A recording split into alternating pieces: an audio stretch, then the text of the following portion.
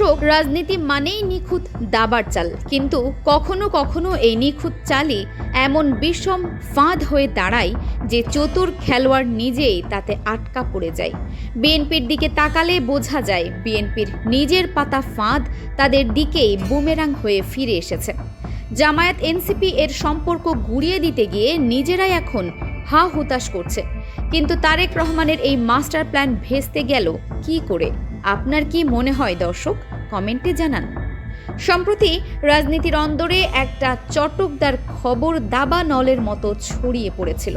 কান পাতলেই শোনা যাচ্ছিল ডক্টর শফিকুর রহমানের নেতৃত্বাধীন জামায়াতে ইসলামী আর হাসনাত আব্দুল্লাহ ও জয়নাল আবেদিন শিশিরদের জাতীয় নাগরিক কমিটি নাকি আর এক ছাদের নিচে থাকছে না। খবর ছড়িয়ে দেওয়া হলো 11 দলীয় এই মেগা জোট নাকি ভেঙে খান খান হয়ে যাচ্ছে। এই খবর বাতাসে ভাসতেই বিরোধী শিবিরকে কাবু করার স্বপ্নে মগ্ন একটি বিশেষ গোষ্ঠীর মধ্যে রীতিমতো উৎসবের আমেজ শুরু হয়ে গিয়েছিল। দলটির নীতি নির্ধারকরা হয়তো মনে মনে ধরে নিয়েছিলেন প্রধানমন্ত্রী তারেক রহমানের ছকে আঁকা মাস্টার প্ল্যান বোধহয় এবার একদম শতভাগ সফল হতে চলেছে।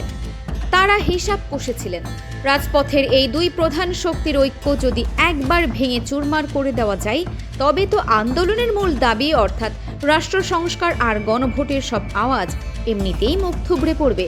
কিন্তু রাজনীতি তো আর অত সহজে মিলে যাওয়া কোনো অঙ্কের খাতা নয় যে ফাটল দেখার আশায় একটি মহল বুক বেঁধে বসেছিল। বাস্তবে দেখা গেল তার ছিটে ফোঁটাও ঘটল না। উল্টো মাঝপথ থেকে পুরো হিসাবের খাতাটাই একদম পাল্টে গেল। জোট তো ভাঙলই না, বরং গুজব ছড়িয়ে পড়ার পর জামায়াত এবং এনসিপির এই মেলবন্ধন পরিণত হলো এক ইস্পাত কঠিন রূপে, যা এখন উল্টো প্রতিপক্ষের জন্যই সবচেয়ে বড় মাথা ব্যথার কারণ হয়ে দাঁড়িয়েছে। ফাঁদ পেতে যারা প্রতিপক্ষকে আটকাতে চেয়েছিল, দেখা গেল সেই ফাঁদ এখন তাদের নিজেদের গলাতেই ফাঁস হয়ে চেপে বসেছে। এখন প্রশ্ন উঠতেই পারে, বিরোধী শিবিরকে দুর্বল করার এত বড় গেম প্ল্যানটা কিভাবে এমন শোচনীয়ভাবে ফ্লপ মারল? আর কেনই বা মাত্র একটা গুজবকে কেন্দ্র করে রাজনৈতিক মহলের ভেতরে এখনো রীতিমতো থমথমে অবস্থা বিরাজ করছে? পর্দার আড়ালের এই আসল খেলাটা বুঝতে হলে আমাদের একটু পেছনের দিকে তাকাতে হবে। রাজনৈতিক বিশ্লেষকদের মতে প্রতিপক্ষ যখন দেখল যে রাজপথের সংস্কার এবং গণভোটের মতো জাতীয় গুরুত্বপূর্ণ ইস্যুগুলো নিয়ে জামায়াত এবং এনসিপির তরুণ নেতৃত্ব কাঁধে কাঁধ মিলিয়ে বিশাল এক জনমত তৈরি করে ফেলেছে, তখনই তারা প্রমাদ গুনেছিল। এই সম্মিলিত চাপ সামাল দেওয়া যেন তাদের জন্য এক প্রকার অসম্ভব হয়ে উঠছিল। আর ঠিক এই তীব্র মানসিক চাপ এবং নিজেদের দুর্বলতা ঢাকতেই অত্যন্ত সুকৌশলে মাঠে গুজব ছড়িয়ে দেওয়া হয় যে জোট থেকে নাকি এনসিপি বেরিয়ে যাচ্ছে। তাদের মূল লক্ষ্য ছিল মাঠে এমন এক কুয়াশা আর বিভ্রান্তি ছড়ানো যাতে জোটের নেতাদের নিজেদের মনে সন্দেহ আর অবিশ্বাসের বীজ দানা বাঁধে। তারা ভেবেছিল একবার যদি দুই পক্ষের মধ্যে ভুল বোঝাবুঝি তৈরি করে দেওয়া যায় তবে এই বিশাল আন্দোলন এক নিমিষেই তার সব শক্তি হারিয়ে ফেলবে। কিন্তু কৌশল বুনতে গিয়ে তারা রাজনীতির একটা বড় জায়গায় এসে একদম ভুল হিসাব করে বসল।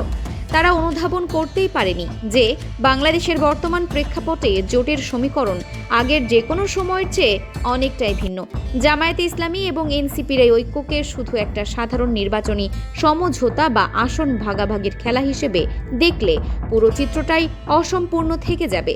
একদিকে রয়েছে জামায়াতে ইসলামীর মতো একটা দল যাদের রয়েছে বহু দশকের পুরনো এবং দেশব্যাপী অত্যন্ত মজবুত ও সুসংগঠিত এক সাংগঠনিক অবকাঠামো।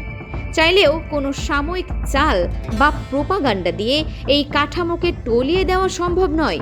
অন্যদিকে রয়েছে ছাত্র জনতার ঐতিহাসিক গণ অভ্যুত্থানের মধ্য দিয়ে রক্ত ও ঘাম ঝরিয়ে উঠে আসা তরুণদের সংগঠন এনসিপি। হাসনাত আব্দুল্লাহের মতো তরুণ নেতারা এখন রাজনীতির মাঠে নিছক কোনো অনুসারী নন, বরং তারা এক একজন তুখোড় চিন্তাবিদ বা মাস্টার মাইন্ড হিসেবে আবির্ভূত হয়েছেন। সবচাইতে মজার ব্যাপার হলো এনসিপি কোনো একক ব্যক্তির খেয়াল খুশি বা হুটহাট নেওয়া সিদ্ধান্তে চলে না। তাদের পলিটিক্যাল কাউন্সিল থেকে শুরু করে এক্সিকিউটিভ কমিটির সর্বসম্মতিক্রমে সব সিদ্ধান্ত গৃহীত হয়। অর্থাৎ এটি কোনো একক নেতার স্বেচ্ছাচারিতার জায়গা নয়, বরং একদল তুখোড় তরুণ ব্রেইনের সম্মিলিত শক্তির জায়গা। এই দুই দলের রাজনৈতিক ইতিহাস এবং আদর্শ সম্পূর্ণ আলাদা। অনেক ক্ষেত্রে বিভিন্ন ইস্যুতে তাদের মতের অমিল থাকাটাই ভীষণ স্বাভাবিক, কিন্তু তারপরও তারা কেন আজ এক বিন্দুতে এসে মিলেছে? কারণ সংস্কার এবং গণভোটের মতো জাতীয় ইস্যুগুলোতে তাদের চূড়ান্ত লক্ষ্য একেবারে অভিন্ন। আর এই নির্দিষ্ট ইস্যু ভিত্তিক ইস্পাত কঠিন ঐক্যই এখন প্রতিপক্ষের সব হিসাব নিকাশ গোলমাল করে দিচ্ছে। ভিন্নতার এই দুই শক্তির এমন অভাবনীয় মিলন প্রতিপক্ষের রাতের ঘুম হারাম করে দেওয়ার জন্য যথেষ্ট ছিল। যখন গুজবের ডালপালা ছড়িয়ে পড়ছিল আর প্রতিপক্ষ মনে মনে বগল বাজাচ্ছিল, ঠিক তখনই মাঠে এক হয়ে এমন এক পাল্টা চাল দেওয়া হলো যা রাজনীতির পুরো ভিত কাঁপিয়ে দিয়েছে। জোটের নেতারা সরাসরি গণমাধ্যমের সামনে এসে স্পষ্ট ভাষায় জানিয়ে দিলেন তাদের রাজনৈতিক ঐক্য কোনোভাবেই ভাঙছে না। এই একটিমাত্র ঘোষণাতেই সব সাজানো হিসাব তাসের ঘরের মতো ধসে পড়ল। সোজা ব্যাটে খেলে গুজবের আগুনে একদম ঠান্ডা পানি ঢেলে দিলেন এনসিপির শীর্ষ নেতা এবং যুগ্ম সাধারণ সম্পাদক জয়নাল আবেদিন শিশির। অত্যন্ত কড়া ও সোজা সাপটা ভাষায় পরিস্থিতি পরিষ্কার করে তিনি বললেন, জোট ছাড়ার কোনো প্রশ্নই ওঠে না এবং তাদের দলের ভেতরে আজ পর্যন্ত এমন কোনো আলোচনাই হয়নি। সাধারণ পর্যায়ের কথা তো বাদই দিন, দলের সর্বোচ্চ নীতি নির্ধারণী ফোরাম, পলিটিক্যাল কাউন্সিল বা এক্সিকিউটিভ কমিটিতেও জোট ছাড়ার কোনো প্রস্তাব ওঠেনি। তিনি আরও মনে করিয়ে দেন, তাদের মধ্যকার ঐক্য নষ্ট করার চেষ্টা আগেও হয়েছে এবং ভবিষ্যতেও হবে, কিন্তু তাদের জোটের কোনো দলই এমন সস্তা ফাঁদে পা দেওয়ার মতো বোকা নয়। এনসিপির এই কড়া বার্তার রেশ ধরে জামায়াতে ইসলামীর সহকারী secretary general doctor Hamidur Rahman আজাদও একই রকম শক্ত এক বার্তা ছুড়ে দেন। তিনি স্পষ্ট করে জানিয়ে দেন যে কেবল নির্বাচনের সমীকরণ নয়, রাজপথ এবং সংসদ এই দুই জায়গাতেই একসঙ্গে শক্তিশালী ভূমিকা রাখার এক অবিচল সিদ্ধান্ত নিয়ে তারা মাঠে নেমেছেন। এই দুই নেতার এমন জোরালো এবং আত্মবিশ্বাসী বক্তব্যের পর প্রতিপক্ষের ভেতরে আক্ষরিক অর্থেই কাঁপন ধরে গেছে। অনেকেই হয়তো প্রশ্ন তুলতেই পারেন, এত বড় একটা জোটে কি কোনো মতবিরোধ নেই? রাজনৈতিক বিশ্লেষকরা বলছেন, এতগুলো দল যেখানে একসঙ্গে কাজ করে সেখানে ছোটখাটো মতের অমিল থাকাটা খুবই স্বাভাবিক। সব দল সব কর্মসূচিতে হয়তো সমানভাবে বা একই ভঙ্গিতে অংশ নেবে না, কিন্তু তার মানে এই নয় যে জোটের বাঁধন আলগা হয়ে গেছে। রাজনীতিতে এটাকেই বলে কোয়ালিশন ম্যানেজমেন্ট বা কৌশলগত জোট ব্যবস্থাপনা। ভিন্ন ভিন্ন রাজনৈতিক অবস্থানে থাকা সত্ত্বেও একটি সুনির্দিষ্ট এবং অভিন্ন লক্ষ্যকে সামনে রেখে জোটকে টিকিয়ে রাখাই হলো আসল রাজনৈতিক মনসিয়ানা। আর ঠিক এই জায়গাতেই রাষ্ট্র সংস্কারের ইস্যুটি সবচেয়ে বড় আঠার মতো কাজ করেছে। নিজেদের ভেতরে ছোটখাটো দূরত্বগুলোকে দূরে সরিয়ে রেখে মূল লক্ষ্যের দিকে এগিয়ে যাওয়ার যে ম্যাচিউরড কৌশল তারা দেখাচ্ছে, তা দেখে প্রতিপক্ষ সত্যি দিশেহারা হয়ে পড়েছে।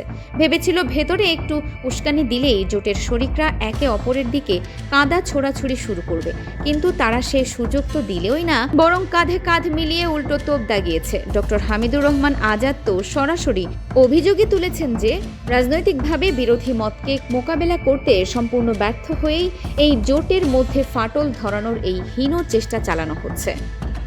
এখন একটু সামনের দিনগুলোর হিসাব মেলানো যাক। এত শক্তিশালী একটা বিরোধী জোট যদি একই ইস্যুতে রাজপথে এবং সংসদীয় রাজনীতিতে একযোগে অবস্থান বজায় রাখে, তবে রাজনৈতিক ক্ষমতার ওপর চাপ কোন পর্যায়ে গিয়ে ঠেকবে? পরিস্থিতি যেদিকে এগোচ্ছে তাতে আগামী দিনে এই চাপ চরম মাত্রায় বাড়তে বাধ্য। বিরোধীদের এই ঐক্যকে যদি কেবলই একটা সাধারণ ষড়যন্ত্র ভেবে উড়িয়ে দেওয়ার চেষ্টা করা হয়, তবে ভবিষ্যতে তার জন্য চরম মূল্য চোকাতে হতে পারে।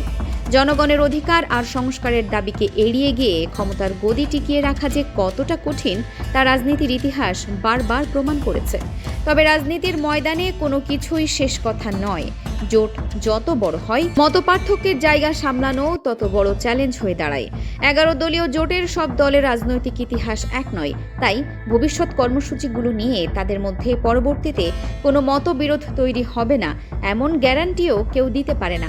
সব মিলিয়ে রাজনীতির মাঠে এখন যে চরম উত্তেজনার পারদ চরচর করে উপরে উঠছে, তাতে শেষ হাসি আসলে কে হাসবে সেটাই এখন সবচেয়ে বড় রহস্য। ক্ষমতার হাত বদল কিংবা টিকে থাকার এই স্নায়ুযুদ্ধে কারা শেষ পর্যন্ত নিজেদের অবস্থান ধরে রাখতে পারে, নাকি সব হিসাব উল্টে দিয়ে রাজপথের এই নতুন মাস্টার প্ল্যানই বাজিমাত করে দেবে, সেই উত্তর পেতে আমাদের নজর রাখতে হবে রাজনীতির আগামী দিনগুলোর ওপর।